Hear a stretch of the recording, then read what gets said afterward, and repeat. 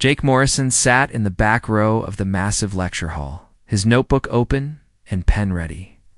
The ceiling stretched so high above him that he could barely see the top. Around him, hundreds of alien students filled the curved seats, their various forms creating a rainbow of colors and shapes. Some looked like giant insects with multiple arms. Others appeared to be made of living crystal that caught the light and threw it back in beautiful patterns. A few resembled walking trees with bark-like skin and leaves for hair. He was one of only 3 humans at Kepler Academy. It's the most famous school in the galaxy. Getting accepted here had been the dream of his life. His parents back on Earth had been so proud when the acceptance letter arrived. Now, 6 months later, he still felt amazed every morning when he woke up in his dorm room and looked out at the twin suns rising over the alien landscape. Dr. Veltar Jin walked into the room, his long reptilian body moving with smooth grace.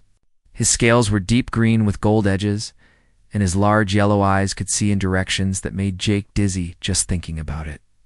The professor was ancient by human standards, over 300 years old, but that was considered middle-aged for his species. Students, Dr. Jin's voice carried easily through the hall without any need for speakers. Today we discuss your final assignment for advanced survival biology. Jake felt his stomach tighten. Final assignments at Kepler Academy were not like the tests he had taken back on Earth. Here they believed in practical learning. If you studied flight, you had to actually fly.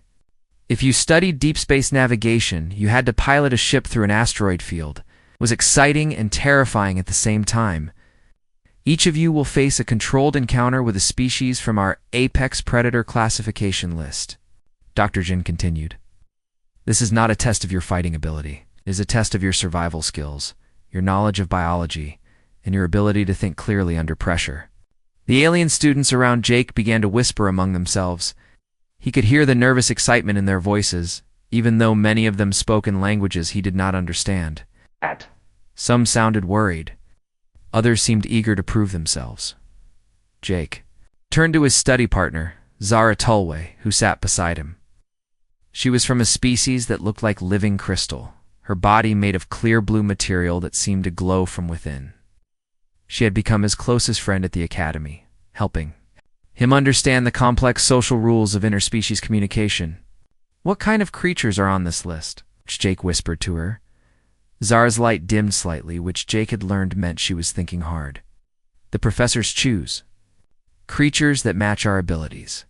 For my people, they might select something like your Earth house cats. Small, quick, with sharp claws, but not truly deadly if you are careful. Dr. Jin activated the large screen at the front of the classroom. Images of various creatures appeared, each one labeled with a species name and danger rating. Jake saw things that looked like oversized wolves, flying creatures with too many teeth, and serpents that seemed to be made of liquid metal. You will approach the terminal at the front of the room. Place your identification card in the slot, and the computer will select your opponent. You will then have 1 week to research your assigned creature and prepare for the encounter. One by one, students began walking to the front of the room. Jake watched as each alien received their assignment. A student who looked like a walking flower got something called a thornback prowler. According to the screen, it was about the size of a large dog and had poisonous spines. The flower student seemed pleased with this choice. Another student, who resembled a giant butterfly with 6 wings, received a cavern stalker. The image showed a creature that looked like a cross between a spider and a lizard.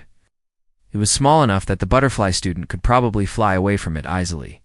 Zara went next. She placed her crystal hand on the terminal and waited. The screen flashed and Jake saw her assignment appear. Velcaron Sandstalker. The picture showed a creature about the size of a large earth dog, with fur that changed colors to match its surroundings and claws designed for digging. That is not too bad, Zara said when she returned to her seat. It is quick and smart, but not much bigger than I am. I can probably avoid it for the required time. Required time? Jake asked. Double quotes. Oh, I forgot you do not know the rules yet. Must survive in the creature's territory for 24 hours. Most students do this by hiding and staying out of the animal's way. The goal is survival, not confrontation. Jake felt his heart speed up. He had grown up camping and hiking with his father, who had been a soldier. Before becoming a teacher, Commander Holt Green had taught his son how to track animals, how to find food and water in the wilderness, and how to stay calm in dangerous situations. Jake hoped those lessons would help him now. When his turn came, Jake walked to the front of the room. He could feel hundreds of alien eyes watching him. He placed his student identification card into the terminal and waited. The screen flickered. Then it went black. Jake looked at Dr. Jin, who was frowning at the display. "Technical difficulty," the professor said. "Please, try again." Jake removed his card and inserted it once more. This time the screen flashed several times, cycling through different images too quickly for him to see clearly. Finally, it stopped. On a single image that made the entire classroom fall silent, the creature on the screen was enormous. It stood at least 12 feet tall, with a body that looked like it was built for killing. Its skin was covered in dark plates that looked harder than metal. 4 arms extended from its torso, each ending in claws that could probably cut through steel. Its head was elongated, with a mouth full of teeth that seemed designed for tearing flesh from bone. Apex Predator Gehenna Prime, Extreme Danger Rating? Dr. Jin stared at the screen, his yellow eyes wide with shock. The computer has malfunctioned. The Krythak is not on the student assignment list. It is classified as too dangerous for academic use. Jake looked at the image of the creature he was supposed to face. It was easily the most terrifying thing he had ever seen, like something from humanity's worst nightmares brought to life. And yet something inside him did not feel the panic he expected. Instead, he felt a strange calm, as if his mind was already beginning to plan and prepare. "Can we change the assignment?" Jake asked. Dr. Jin worked frantically at the terminal, trying to reset the system. "I am trying, but the computer has already logged your assignment, according to Academy rules. Changing an assignment after it has been recorded requires approval from the Academic Council, and that process takes weeks. Your final is scheduled for next Friday." The professor looked at Jake with something that might have been pity. "Mr. Morrison, I will speak with the safety board immediately. Perhaps we can find a way to excuse you from this requirement." Expects a student to face a Krythak. Jake stared at the image on the screen. The creature's eyes seemed to look directly at him, as if it was already planning how to hunt him down. He thought about his father's words. "Son, the most dangerous moment in any fight is when you convince yourself you cannot win." "No," Jake said, his voice steady. "I will do the assignment." Ow. The classroom erupted in whispers and gasps.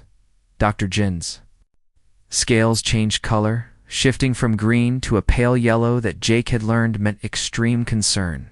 "Mr. Morrison, you do not understand. The Krythak is an apex predator from one of the most dangerous worlds in the galaxy. It has killed trained soldiers. It is not something a student should face, especially not a human." Room at all the alien faces staring at him. Some looked worried. Others seemed curious about what the strange human would do. A few appeared to be waiting for him to break down in fear. "But if I do not complete this assignment, I fail the class. If I fail the class, I get expelled from the academy. If I get expelled, the human exchange program ends, and no other human will ever get this chance." He looked back at the screen, studying the creature's body structure and the way it stood. "Besides, how hard can it be? It is just a big animal." "Right." The silence that followed his words was so complete that Jake could hear the air circulation system humming in the walls. Dr. Jin stared at him as if he had just announced his plan to jump into a star. "Just a big animal," the professor repeated slowly. "Mr. Morrison, I think you and I need to have a very serious conversation about what you are about to face." Jake spent the next morning in the Academy's massive library, surrounded by towers of data tablets and holographic displays. The library was unlike anything on Earth, with floating shelves that moved to bring books to readers in translation, devices that could convert any language into readable text. He had claimed a corner table near the biology section and covered it. With everything he could find about the Kryth, other students walked by and stared at the human who was researching the galaxy's most feared predator. Some whispered to their friends, pointing at Jake, like he was already a ghost. A few stopped to watch him work, amazed that he seemed so calm. Most of the information about Krythax was not encouraging. They came from Gehenna Prime, a world where everything seemed designed to kill everything else. The planet had gravity twice as strong as Earth's, temperatures that could melt metal during the day and freeze water solid at night, and an atmosphere filled with toxic gases. Only the strongest creatures could survive there, and the Krythok was the strongest of all. Jake read that Krythoks were perfect hunters. They could run faster than most vehicles, jump higher than buildings, and their claws could cut through steel like paper. Their exoskeleton armor could stop bullets, and their forearms meant they could attack from multiple angles at once. They were smart too, smart enough to set traps and plan ambushes, but Jake did not read like his classmates did. While other students focused on escape routes and hiding techniques, Jake studied the creature's anatomy. He learned about its bone structure, its muscle groups, and how its joints worked. He researched its hunting patterns, its social behaviors, and what it ate. He took notes on everything, filling page after page with detailed drawings and observations. Zara found him there at lunchtime, still reading. She had brought him a meal from the cafeteria, knowing that humans needed to eat more often than her. People did. "Jake, you've been here for 6 hours," she said, her crystal body glowing with concern. "Are you feeling well?" "I am fine," Jake replied, not looking up from his reading. "Did you know that Krythoks have a blind spot directly behind their heads?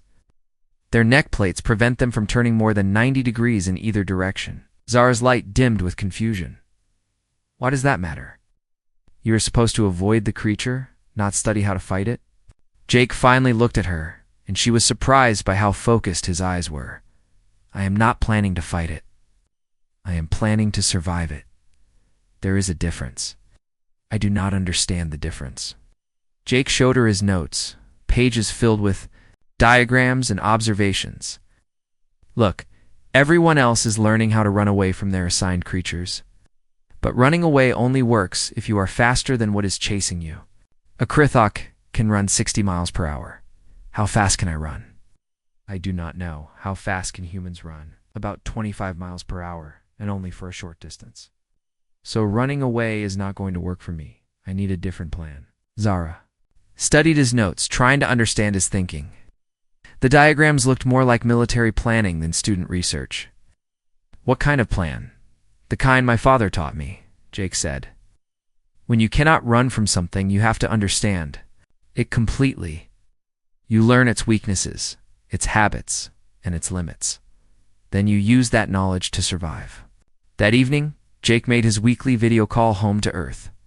The communication delay was only a few seconds, thanks to the quantum relays that connected the academy to human space. His parents appeared on the screen, sitting in their familiar kitchen with Earth's sun shining through the windows behind them. "Hey, Mom. Hey, Dad," Jake said, waving at the camera. "Jake," his mother Lisa said, her face lighting up. "How was your week? Are you eating enough? You look thin." Jake smiled. His mother always worried about whether he was eating enough, even though the academy's medical staff had told him he was in perfect health. "I'm eating fine, Mom. The food here is actually pretty good once you get used to it." His father, Commander Holt Green, leaned forward with interest. "How are your studies going, son? Still enjoying the xenobiology classes?" "Actually, that is what I wanted to talk to you about," Jake said. "We got our final assignment this week. I have to survive an encounter with something called a Krythok." His father's expression changed immediately. The relaxed smile disappeared, replaced by the serious look Jake remembered from his military days. "Son, did you say Krythok?" "Yeah, do you know what that is?" Commander Green was quiet for a long moment. "Jake, I have seen the classified files. On those things, military units with full armor and advanced weapons have been killed by Krythoks. They're not animals you play games with." Jake's mother looked confused. "What are you two talking about?" "Holt," his father said, using Jake's middle name the way he did when things were serious. "This is not a normal school assignment. This is a death sentence. Dad, it is okay. The encounter is controlled. Takes place in a safe environment, with medical teams standing by The Academy has safety protocols. His father shook his head. Safety protocols do not mean much when you are dealing with something that can tear through steel. Jake, you need to find a way out of this assignment. Cannot, Jake explained. If I do not complete it, I get expelled. If I get expelled, the human exchange program ends. Commander Green stood up and began pacing, the way he did when he was thinking through a problem. All right, if you are determined to do this, then we need to talk strategy. Tell me everything you have learned about this creature. For the next hour, Jake shared his research with his father, showed his notes, his diagrams, and his observations about Krythok behavior, occasionally asking questions or pointing out details Jake had missed. You are thinking about this the right way, his father finally said. You cannot overpower a Krythok, and you cannot outrun it. But you might be able to outsmart it.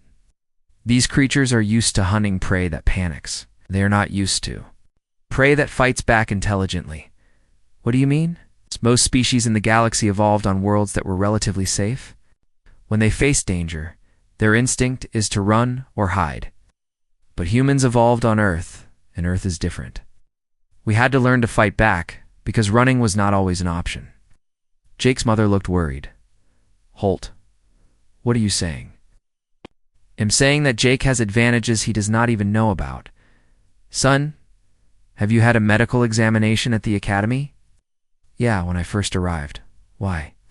What did the doctors say about your test results? Jake thought back to his first week at the academy. They seemed surprised by some things. My bone density was higher than they expected. My cardiovascular system tested better than average. They said my pain tolerance was unusually high. His father nodded. That is because you are human, and humans are tougher than most species realize. We evolved on a world where everything was trying to kill us. We had to become survivors. The next day, Jake returned to the library with a new focus. Instead of just learning about Krythoks, he began researching human biology compared to other galactic species. What he found amazed him. Human bones were 3 times denser than those of most spacefaring races. Human muscles were designed for endurance and explosive power. Human cardiovascular systems could continue functioning even when damaged. Most importantly, human brains were wired differently. It's adapted for high-stress situations that would cause other species to shut down completely. Zara found him reading medical journals instead of predator studies. Now what are you researching? Myself? Jake said. Did you know that humans can survive injuries that would kill most other species instantly? That does not sound right. Humans are supposed to be fragile. Everyone says so. Jake showed her a comparison chart he had created. Look at this. The average human can lift twice their body weight. Can you do that? Zara tried to calculate the comparison. I could maybe lift half my weight if I had to. Humans can run for hours without stopping. How long can your people run? Maybe 20 minutes before we need rest. Humans can go days without food and still function normally. We can lose significant amounts of blood and keep fighting. We can break bones and continue moving. Zara's glow became very dim. Jake, if this is true, why does everyone think humans are weak? Jake considered this question. I think it's because humans do not like to fight. We prefer to solve problems peacefully. But that does not mean we cannot fight when we have to. That afternoon, Jake received a message asking him to report to the medical center. Dr. Sentai, the head physician, wanted to conduct a more thorough examination before his trial. The medical center was a gleaming facility filled with equipment. Designed to treat dozens of different species, Dr. Sentai was a tall, thin being with purple skin and large black eyes. She had been studying human physiology since Jake arrived at the academy. Mr. Morrison, she said, as Jake entered the examination room, I must confess that your species continues to puzzle me. Your initial medical screening showed some unusual results, and I would like to understand them better before you face this dangerous assignment. The examination took 2 hours. Dr. Sentai tested everything from Jake's reflexes to his pain response to his cognitive function under stress. She was finished. She stared at the results with what Jake had learned to recognize as amazement in her species. The trial biodome was massive, stretching out like a real jungle under an artificial sky. Jake stood at the entrance, looking out at the dense green forest that would be his home for the next 24 hours. The air was thick and humid, It's just like the real environment on Gehenna Prime. Trees rose high above his head, their branches creating a canopy so thick that only scattered beams of sunlight reached the ground behind him. Through the reinforced glass wall, Jake could see the observation deck filling with spectators. Students, professors, and academy staff had come to watch what many believed would be a tragedy. Dr. Jin stood at the front, his reptilian face tight with worry. Zara was there too, her crystal body glowing dimly with concern. Jake carried the standard survival kit that all students received, a basic shelter tarp, water purification tablets, emergency food rations for 3 days, a simple first aid kit, and a single-use distress beacon. The beacon would instantly end the trial and bring rescue teams, but using it meant automatic failure of the assignment. Mr. Morrison, came Dr. Jin's voice through the intercom system. You may begin whenever you are ready. Remember, the goal is simply to survive for 24 hours. No one expects you to confront the creature directly. Oh, buddy. Jake nodded and stepped into the biodome. The heavy door sealed behind him with a sound like thunder. Suddenly, the jungle was completely quiet, except for the artificial sounds of insects and distant bird calls created by the environmental system. He stood still for several minutes, letting his eyes adjust to the dim light and his ears tune in to the natural rhythms of the artificial ecosystem. His father had taught him this patience during their camping trips. The forest will tell you everything you need to know, Commander Green had said, but only if you take time to listen. Jake began walking deeper into the jungle, but not randomly. He moved with purpose, testing the ground under each step and examining the plants around him.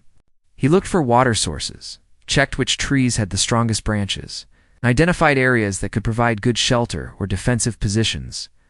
The watching aliens were confused by his behavior. Most students would either find a hiding spot immediately or try to map the entire dome looking for escape routes. Jake was doing something different. He was treating the space like territory to be understood and controlled. After an hour of exploration, Jake found what he was looking for, a small clearing near a stream, surrounded by large trees with strong, low branches. The ground was slightly elevated, giving him a good view of the approaches. More importantly, it was downwind from the dome's main air circulation system, which meant his scent would be carried away from the area rather than concentrated there. Jake began to work. Using techniques his father had taught him, he started building not just a shelter, but a base camp. Gathered rocks and arranged them in specific patterns. He cut branches and wove them together to create barriers. He dug small holes and covered them with leaves and sticks in the observation deck. Dr. Jin watched with growing amazement. What is he doing? The professor asked Dr. Sentai, who stood beside him studying her medical readings of Jake's vital signs. He appears to be fortifying a position, the doctor replied. His heart rate is steady. His stress hormones are actually lower than when he was sitting in class yesterday. It is as if this dangerous situation is making him calmer. Zara pressed closer to the glass. He is not acting like prey, she whispered. Prey animals find places to hide. Jake is acting like something else. Like what? Dr. Jen asked. A predator preparing to hunt. 3 hours into the trial, the Krythok was released into the dome. The creature emerged from a concealed door on the opposite side of the jungle, nearly 2 miles from Jake's position. It stood 12 feet tall, its black exoskeleton gleaming like armor. 4 powerful arms ended in claws that could tear through metal. Its elongated head turned slowly as it tasted the air, searching for the scent of its prey. The watching crowd fell completely silent. Even through the safety of the observation deck, the Krythok was terrifying to look at. It moved with the fluid grace of a perfect killer. Every muscle designed for death, Jake felt the moment the creature entered his territory. He could not see it yet, but something in the jungle's rhythm changed. The artificial bird calls seemed quieter. The air felt different. His father had taught him to trust these instincts, to listen to the part of his mind that had kept humans alive for thousands of years. He finished his preparations and climbed into the tree platform he had built, 15 feet above his base camp. From here, he had a clear view of 3 different approach routes. More importantly, he had the high ground and multiple escape paths if needed. The Krythok began to hunt. It moved through the jungle like a shadow, following scent trails and searching for signs of its prey. The creature was intelligent, checking obvious hiding spots and setting its own small traps near water sources where prey might be forced to come. For 2 hours, predator and human played a careful game. The Krythok searched while Jake watched and waited. Every time the creature came near his area, Jake remained perfectly still, controlling his breathing and heart rate the way his father had taught him during their hunting trips. The aliens and the observation deck could hardly believe what they were seeing. Most species, when faced with a hunting Krythok, would be in full panic mode. Their stress hormones would spike, their heart rates would become erratic, they would make noise and movement that would give away their position immediately. Jake did none of these things. His vital signs remained steady. He moved only when necessary, and then with careful precision. He seemed to understand the creature's hunting patterns, staying one step ahead of its search. How is he doing this? Dr. Jin asked Dr. Sentai. I am not entirely sure, the doctor replied, studying her instruments. By his biochemistry is completely different from what we would expect. Where other species produce panic responses, he appears to be producing heightened focus. His body is preparing for action, but controlled action, not panicked flight. The first direct encounter happened just before sunset. The Krythok picked up Jake's scent trail near the stream and began following it toward his base camp. From his tree platform as the massive creature approached, moving with deadly silence through the underbrush, the creature was even more terrifying up close. Its claws left deep gouges in the trees it passed. Its breathing sounded like steam escaping from a machine. When it opened its mouth, Jake could see rows of teeth designed for tearing flesh from bone. But Jake did not feel the terror that should have overwhelmed him. Instead, he felt something his alien classmates would not have understood: excitement. The same excitement a human hunter feels when tracking dangerous game. The same thrill that had driven his ancestors to hunt mammoths and cave bears with nothing but spears and courage. The Krythok reached his base camp and stopped. It could smell that a human had been there recently, but the scent trails were confusing. Jake had deliberately walked in circles, backtracked over his own path, and used the stream to mask his movements. To the creature's sensitive nose, it seemed like the human had been everywhere and nowhere. Jake watched as the Krythok investigated his camp. The creature was intelligent enough to recognize that this was not natural. The arranged rocks, the woven barriers, the carefully placed branches, these were signs of planning and preparation. The Krythok had never encountered prey that prepared for battle. The creature began to circle the camp, looking for the human it knew was nearby. Jake waited until the Krythok was directly below his position, then made his move. He did not attack. Instead, he threw a rock he had prepared, not at the creature, but into the bushes 20 feet away. The sound made the Krythok spin toward the noise, all 4 arms raised and ready to strike. When the creature found nothing there, it became more cautious. Jake threw another rock, this time from a different angle, then another. Each throw came from a different direction, making it seem like the human was moving around the camp in impossible ways. The watching aliens could not understand what they were seeing. Jake was not hiding from the apex predator. He was not running from it. No, he was playing with it, confusing it, making it uncertain for the first time in its life. This is not possible, Dr. Jin whispered. The human is hunting the Krythok. Sentai checked her readings again. His stress levels are actually decreasing. Whatever he is doing, it is making him more confident, not less. The psychological game continued for an hour. Jake used every trick his father had taught him about misdirection and confusion. He made sounds from multiple directions. He left false trails. He even used the jungle's own noises to mask his movements. The Krythok became increasingly frustrated. It was used to prey that ran in straight lines, prey that panicked and made mistakes. This human was doing something completely different. The creature could sense that its prey was nearby, could smell the human scent, but could not locate the source. As darkness fell over the biodome, he prepared for the next phase of his plan. The Krythok had excellent night vision, but Jake had advantages of his own. He knew this territory now, every tree branch and rock formation. He had prepared for this moment. The real test was about to begin. In the observation deck, Zara pressed against the glass. The attack came at midnight, when the biodome's artificial lighting dimmed to simulate night on Gehenna Prime. Jake had been waiting in his tree platform for over an hour, watching the Krythok circle his camp below. The creature was getting impatient, its movements becoming more aggressive and less careful. Jake knew this was his moment. The Krythok was directly beneath him, focused on examining the false trail he had created leading away from the camp. All four of the creature's arms were busy investigating scent markers on the ground. Its attention was completely focused downward. Jake dropped from the tree. He fell 15 feet, landing squarely on the Krythok's back with an impact that would have shattered the bones of most galactic species. The sound echoed through the jungle, like a thunderclap. In the observation deck, several alien students screamed in shock. The Krythok staggered under the unexpected weight, but did not fall. The creature was built like a living tank, designed to absorb damage that would destroy lesser beings. But Jake had not expected to knock it down with his landing. This was just the beginning of his plan.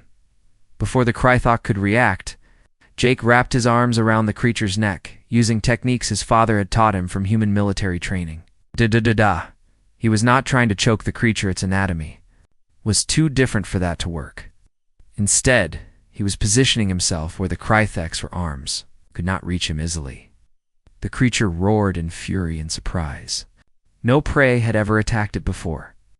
In all its years of hunting, everything had either run away or cowered in terror.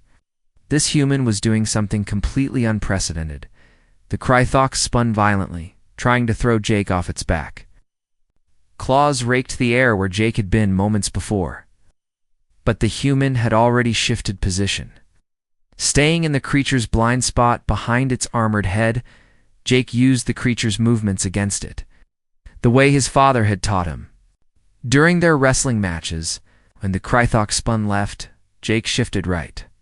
When it reared up on its hind legs, Jake adjusted his grip to stay balanced. He was not fighting the creature's strength, he was using it. "What is he doing?" Dr. Jin gasped from the observation deck. Dr. Sentai watched her instruments in amazement. His adrenaline levels are elevated but controlled. His muscle coordination is actually improving under stress. I have never seen anything like this. The Krythok slammed its back against a tree, trying to crush Jake. The impact would have killed most beings instantly. But Jake rolled with the collision, using the tree's surface to redirect the force around his body instead of through it. His bones, 3 times denser than those of most species, absorbed the shock without breaking. Jake released his grip and dropped to the ground, rolling away just as the Krythok's claws swept through the space where he had been. He came up running, not away from the creature, but in a wide circle around it. The Krythok turned to follow him, confused by this strange prey that refused to act like prey. Jake grabbed a thick branch he had prepared earlier and swung it at the creature's legs, not trying to hurt it, but testing its reactions and balance. The branch shattered against the Krythok's armored limbs, but Jake had learned what he needed to know.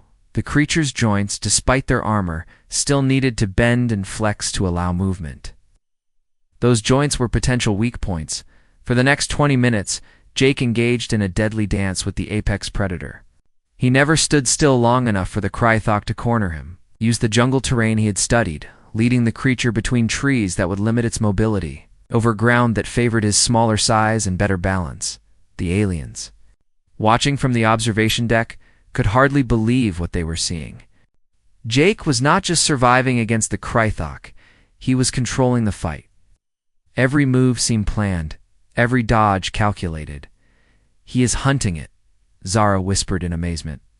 The human is hunting the apex predator Jake had prepared for.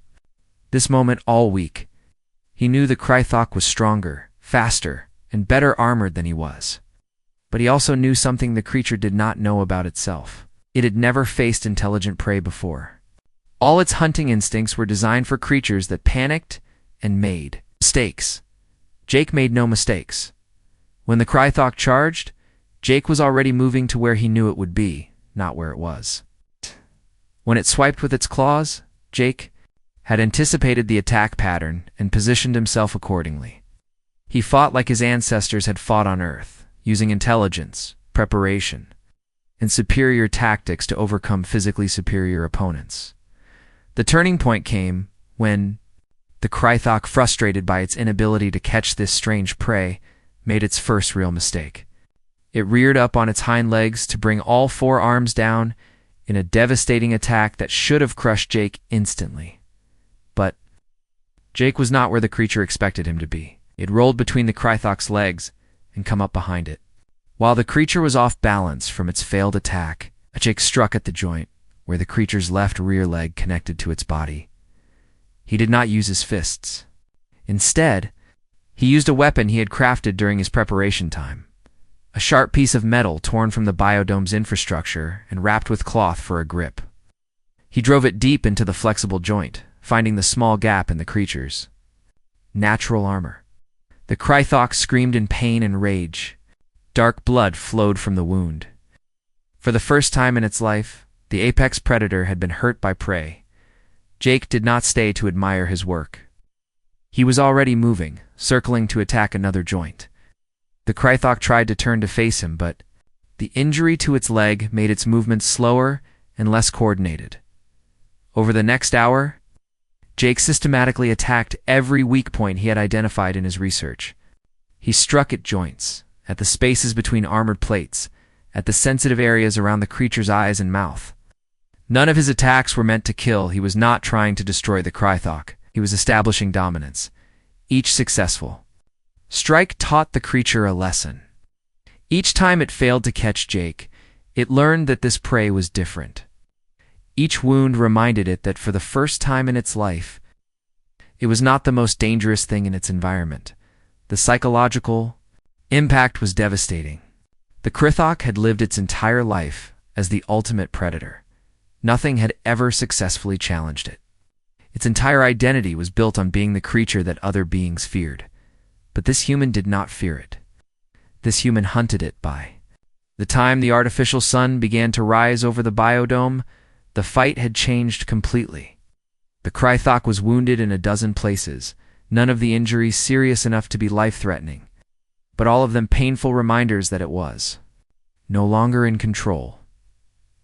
Jake, despite being covered in cuts and bruises, was still moving with deadly purpose.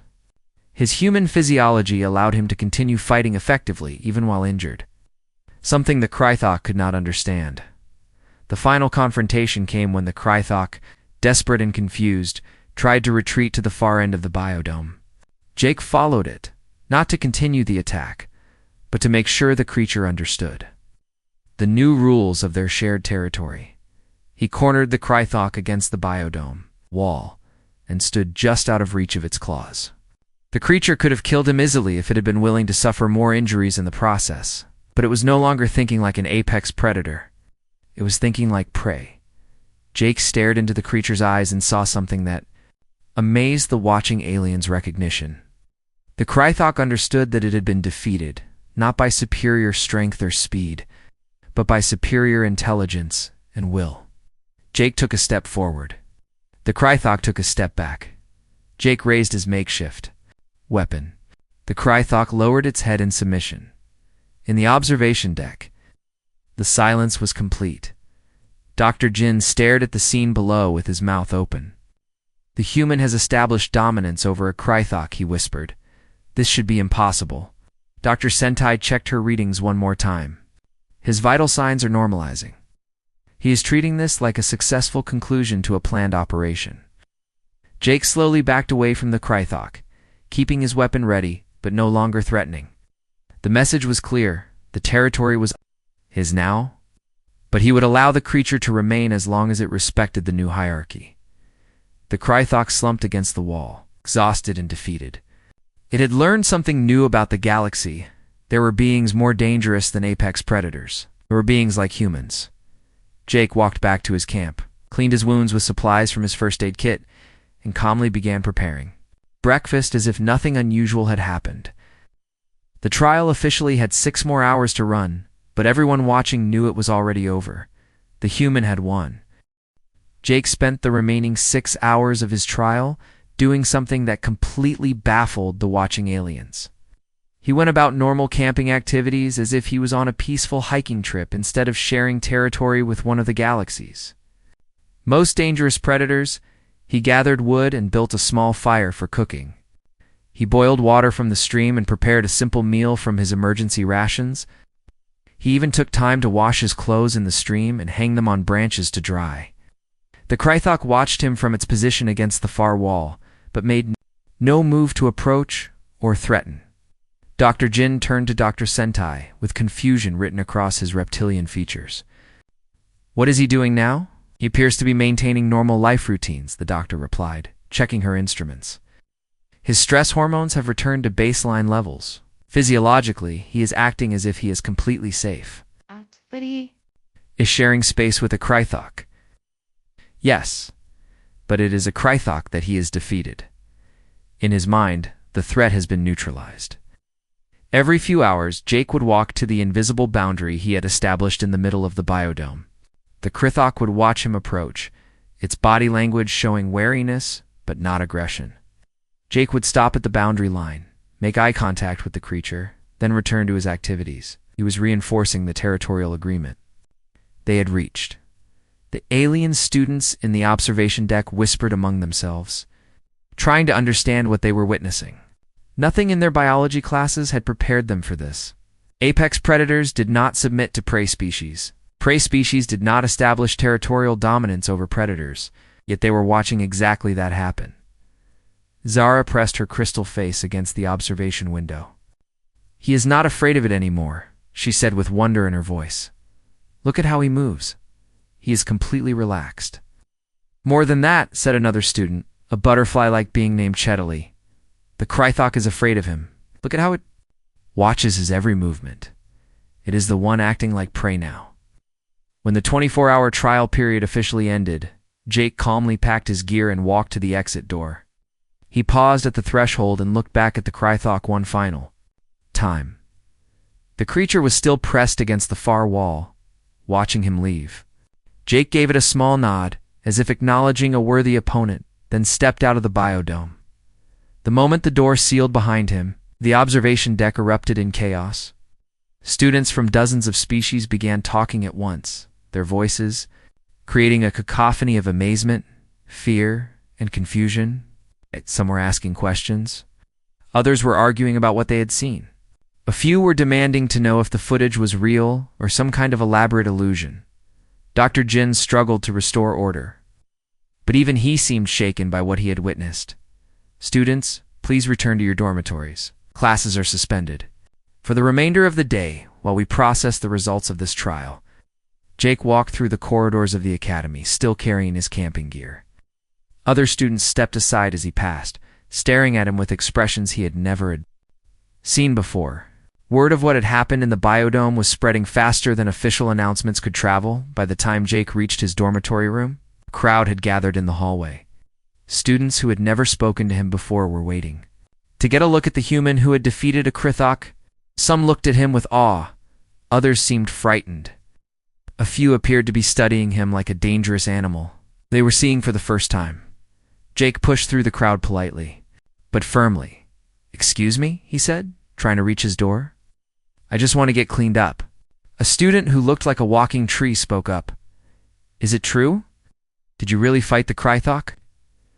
Jake paused at his door, looking back at the assembled crowd. "I did what I had to do to complete my assignment," he said simply. "Just like all of you did with your assignments." "But we hid from our creatures," said a student with multiple eyes on stalks. "We avoided them. You fought yours." Jake considered this, like different species, different survival strategies, I guess. He entered his room and closed the door, leaving the crowd in the hallway to continue their discussions. Through his window, he could see more students gathering in the courtyard below, all of them talking excitedly about what had happened. 3 hours later, Jake received a message requesting his immediate presence in Dr. Jin's office. He found the professor waiting for him along with several other faculty members. including Dr. Sentai and Admiral Kethmer, the insectoid head of Academy Security. Mr. Morrison, Dr. Jin began, his voice formal but tinged with something that might have been respect. We need to discuss what occurred during your trial. Jake sat down in the chair they indicated. Did I pass the assignment? Admiral Kethmer's compound eyes fixed on him. Mr. Morrison, you did not merely pass the assignment. You accomplished something that our records indicate has never been done. Before in galactic history, you established territorial dominance over an apex predator. Is that bad? Dr. Sentai leaned forward. It is unprecedented. We are struggling to understand how it was possible. Our preliminary analysis suggests that your species possesses capabilities that we have fundamentally misunderstood. Dr. Jin activated a holographic display showing biological comparison charts. Mr. Morrison, when humans first applied for membership in the Galactic Academic Consortium, we classified your species as Category 3 fragile bipeds with limited physical capabilities. We placed you in the same general classification as the Valkyrie, who are essentially intelligent flowers, and the Thindle, who are made of crystallized gas. Jake looked at the comparison charts. Humans were listed near the bottom in almost every category: strength, speed, durability, combat effectiveness. That does not seem right. No, it does not. Admiral Kethmer agreed. We are beginning to suspect that your species has been dramatically misclassified. The question is, how? Dramatically. Over the next hour, the faculty members questioned Jake about human capabilities, human history, and human society. They were particularly interested in what he called normal human activities. You mentioned that your father taught you combat techniques, Dr. Jin said. Is this common among humans? Pretty common, Jake replied. Most kids learn some kind of fighting or self-defense. It is just part of growing up. And this concept of camping, deliberately going into wilderness areas with minimal equipment. Sure, lots of families do that for fun. My dad and I used to spend weeks in the mountains every summer. Faculty members exchanged glances that Jake was learning to recognize as deep concern. Mr. Morrison, Dr. Sentai said carefully, you describe these activities as recreational. Other species would consider them extreme survival training suitable only for military specialists? Jake thought about this. I guess we just see things differently. Admiral Kethmer stood up and began pacing, his 6 legs clicking on the floor. Mr. Morrison, I have been in contact with other academic institutions across the galaxy. Word of you that your trial has spread. Representatives from the Galactic Military Council want to meet with human leadership. The Interspecies Science Consortium is requesting permission to study human physiology. The Diplomatic Corps wants to renegotiate humanity's position in galactic politics. Why? Dr. Jin answered. Because we now realize that we have been treating one of the galaxy's apex predator species as if they were harmless prey animals. The political and military implications are staggering. Jake felt overwhelmed.